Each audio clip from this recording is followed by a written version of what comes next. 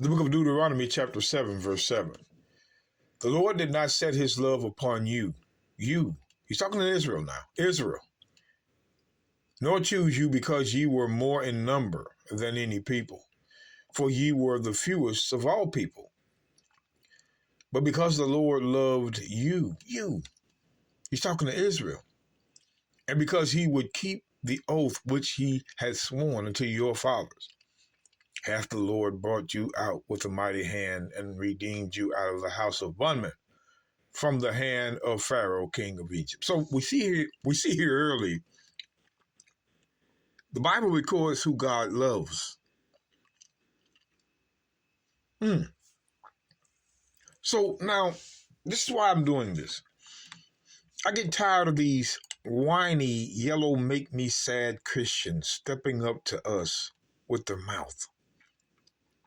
God so loved everybody. He loves everybody. Screaming at, that's that Caucasian crap. That's that out of control crap we deal with. Pouting like children. Won't accept chapter and verse. So I want to go to the book of Psalms. Just to bring you a few. The book of Psalms 47. Again, let us read this book, man. If you don't want to read it, don't mess with us. It says this, Psalms 47 and 3.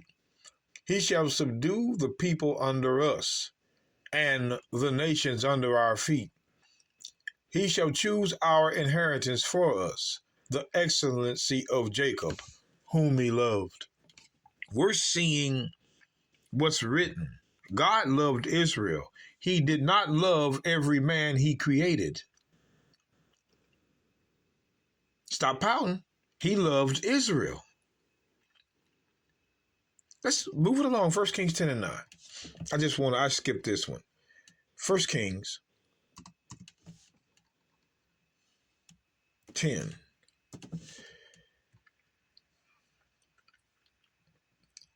And verse 9.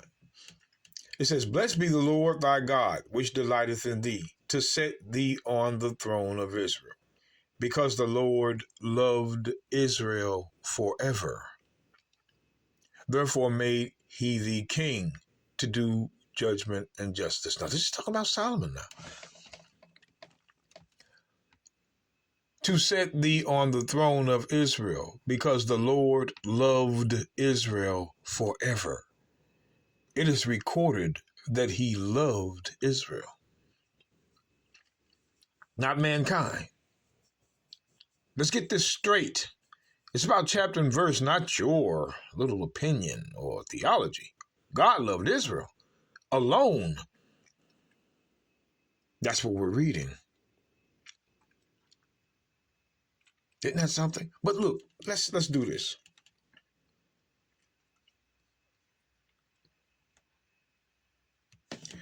The book of John, chapter 13, verse 1. Now before the feast of the Passover, when the Messiah knew that his hour was come, that he would depart out of this world. This world is Rome. Unto the Father, having loved his own which were in the world. He loved them unto the end. When Christ died on the cross, he didn't love everybody. Christians, why don't you guys read this verse here? Having loved his own. Loved his own. Not all. Christ did not love all. This is the verse to prove it. But you see, you know, it's something when Christians want to block it out. Well, it says right here in John 3:16, for God so loved the world that he gave his only begotten Son, that whosoever believeth in him should not perish, but have everlasting life. Now, God so loved the world. Did you see a verse, or can you produce a verse? Now, I didn't see a verse like that. I read that he loved Israel. Go by what you see. But can you Christians produce a verse where God loved the nations? No. So this world has to be something else. And see, they don't want to accept it. They don't want to accept it. When we go to Isaiah 45, see, Christians don't want to accept things. It's what you buy. That's all it's about. They do not want to accept. They can choose to reject it when they're reading it. But Israel shall be saved in the Lord with an everlasting salvation. Ye shall not be ashamed nor confounded, world without end. Do you understand, Christians, that Israel is a world? It doesn't matter if you don't want to believe it or accept it. Israel is a world without end. That means Israel's world is not going to end. They're their own world. And then you go into Ephesians 3:21. Again, I'm bringing these up. Ephesians, Paul knew about this. And see, this is going to let you know who the church is. Israel is a world without end. But watch this. Ephesians 3:21. Unto him be glory in the church. Now watch this. In the church by the Messiah Christ, or Christ the Messiah, throughout all ages, world without end. Who is that world without end? Israel. That proves that Israel is the church, not a multicultural group of people. The world without end was in Isaiah 45:17, and that's the church. It's what you read.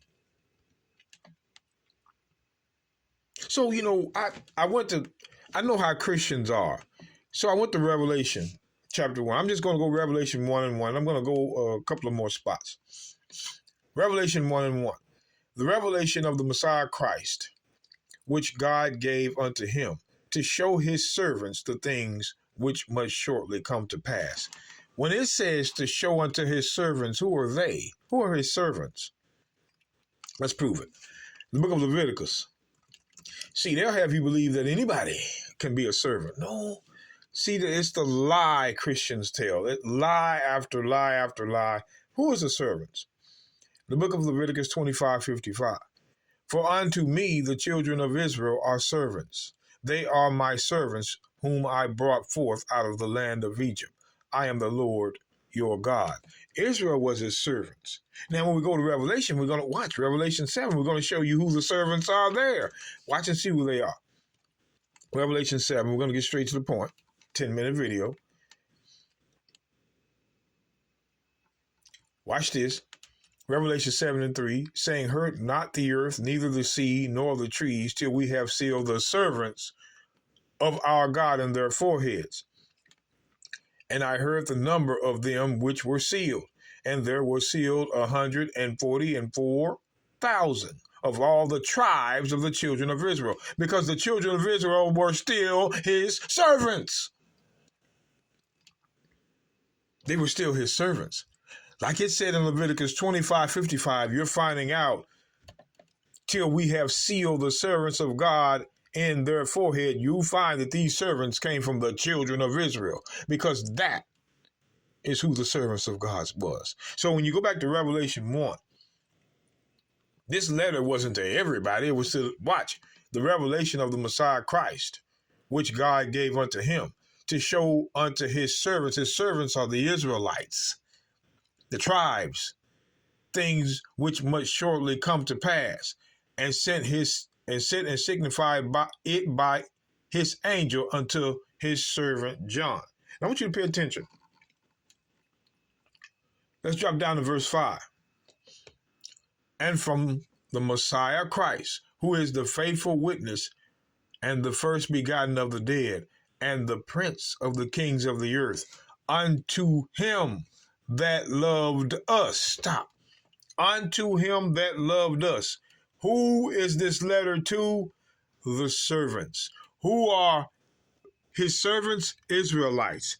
And once again, when we drop down to verse 5, it lets you know the letter is to the servants, and from the Messiah Christ, who is the faithful witness and the first begotten of the dead and the prince of the kings of the earth, unto him that loved us. Us is the servants the letter was written to. So still, God loves Israel. He never loved any other nation but Israel. That loved us is the servants. That's who the letter was to. And those servants were the tribes. You Christians, chapter and verse is the only way you're going to have any chance.